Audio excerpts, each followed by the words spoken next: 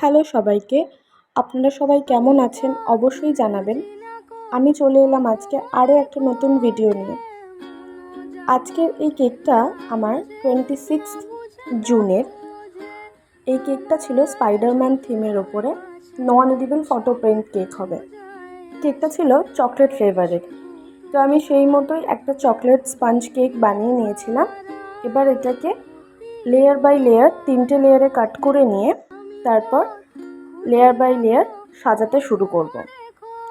কেকটা দেখতেই পাচ্ছ সবাই কতটা স্পঞ্জি হয়েছে।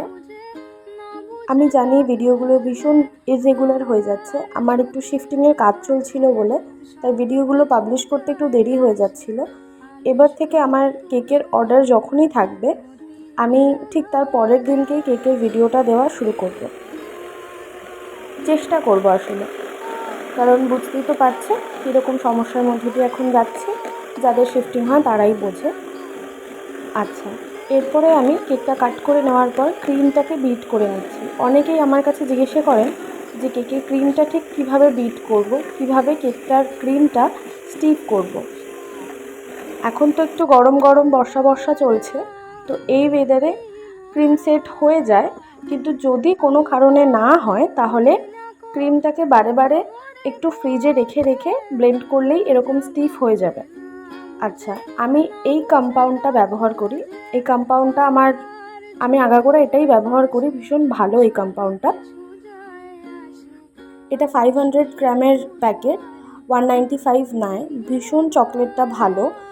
চকলেটটার মধ্যে একটা আলাদা গ্লেজ আছে। যখন আমি চকলেটটা গানাশ রেডি করব তখনই দেখতে পাবেন ভীষণ একটা গ্লসিনেস আছে এটার মধ্যে।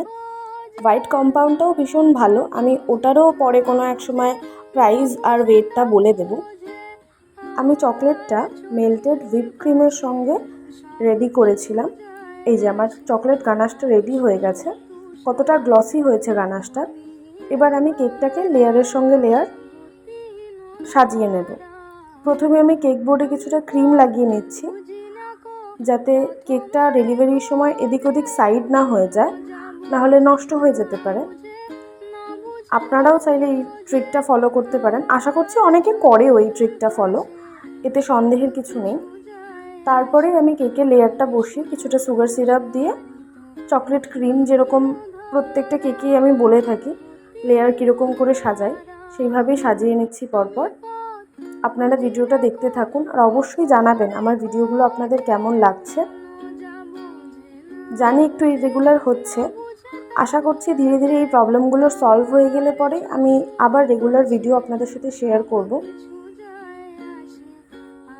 আর যারা আমার চ্যানেলে নতুন তারা অবশ্যই চ্যানেলটাকে সাবস্ক্রাইব করবে।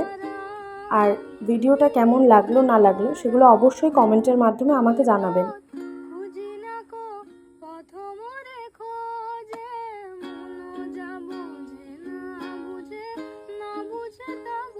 আমি কি চকলেট কেকের জন্য ব্যবহার করি, কি কম্পাউন্ড আমি কেকের জন্য ব্যবহার করি, সেগুলো আপনাদের সাথে আলাদা একটা অন্য কোনো ভিডিওতে শেয়ার করব।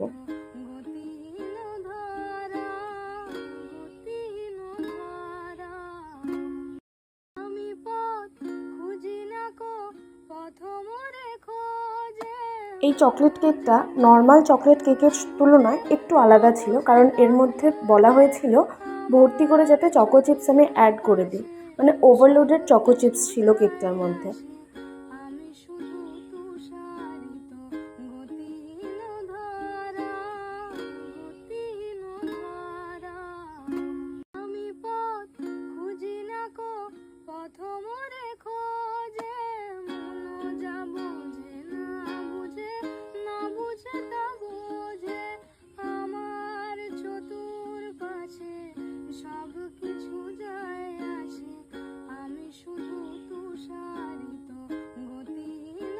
অনেকেই আপনাদের মধ্যে জানতে চায় যে আমি কেকের ক্রাম কোটিংটা কিভাবে করি। আমি যখন কেকে লেয়ারিং করি তার সাথে সাথেই আমি ক্রাম কোটিংও করতে থাকি। আমি কেকটা লেয়ারিং করার সময় ক্রাম কোটিং এই কারণেই করি, শুধুমাত্র সময় বাঁচানোর জন্য। না হলে কেকটা লেয়ারিং করার পরেও ক্রাম কোটিং করা যায়, তাতে কোনো সমস্যা নেই। আমি কেকটা ক্রাম কোটিং করার পর হাফ অ্যান আওয়ার মতোই রেস্টে দিয়েছিলাম ফ্রিজে। আপনারা চাইলে আরও বেশি সময়ের জন্য কেকটাকে রেস্টে রাখতে পারেন। আমার হাতে সময়টা একটু কম ছিল, ওই কারণে আমি হাফ অ্যান আওয়ার মতোই রেখেছিলাম। কেকটা যেহেতু স্পাইডারম্যান থিমের ওপরে ছিল, তাই কেকটার বাইরে আইসিংয়ের যে কালারটা ছিল সেটা ব্লু কালারের ওপরে ছিল। আমি ওই কারণে কিছুটা হুইপ ক্রিমের মধ্যে ব্লু কালার মিশিয়ে কেকটার আইসিংটা কমপ্লিট করে নিচ্ছিলাম। কেকের আইসিং যদি একদম ক্লিয়ার থাকে, কেকের যে এজেসগুলো রয়েছে সেগুলোও যদি একদম ক্লিয়ার থাকে, কেকের লুক এমনিই ভীষণ পারফেক্ট আসে। ওই কারণে যখনই কেকের আইসিং করবেন, চেষ্টা করবেন যাতে কেকের এজেসগুলো একদম ক্লিয়ার থাকে, আর একই সাথে কেকের বোর্ডটাকেও ভীষণভাবে ক্লিয়ার রাখার চেষ্টা করবেন। কেকের আইসিং একদম পারফেক্ট আনার জন্য প্রতিনিয়ত প্র্যাকটিস করতে হবে। প্র্যাকটিস ছাড়া এজেস ক্লিয়ার করা পসিবল নয়। আমারও এখনও কিছু সময় ভুল হয়। কেকের ওপরে যে রেড কালারের ড্রিপিংটা করেছি সেটা হোয়াইট কম্পাউন্ড মেল্ট করে তার মধ্যে কিছুটা রেড কালার মিশিয়ে তারপর আমি ড্রিপিংটা কমপ্লিট করেছি।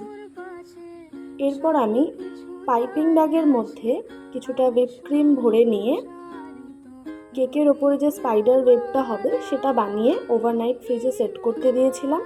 তারপর ডেলিভারির আগে কেকের ওপরে যে নন এডিবল ফটো প্রিন্টগুলো করে নিয়ে এসেছিলাম সেগুলো একটা একটা করে লাগিয়ে নিয়েছি। আমি কেকটার পুরো একটা পিকচার আপনাদের সাথে শেয়ার করব, এই ভিডিওতেই শেষে অ্যাড করে দেব। আপনারা জানাবেন আজকের ভিডিওটা আপনাদের কেমন লাগলো আর কেকের ডেকোরেশনটা আপনাদের কেমন লেগেছে। আমি শেষে হ্যাপি বার্থডে টপারটা বসাতে পারিনি, তাই ওটা বক্সের সাথে আলাদা করে অ্যাটাচ করে দিয়েছিলাম। আজকের জন্য এইটুকুই।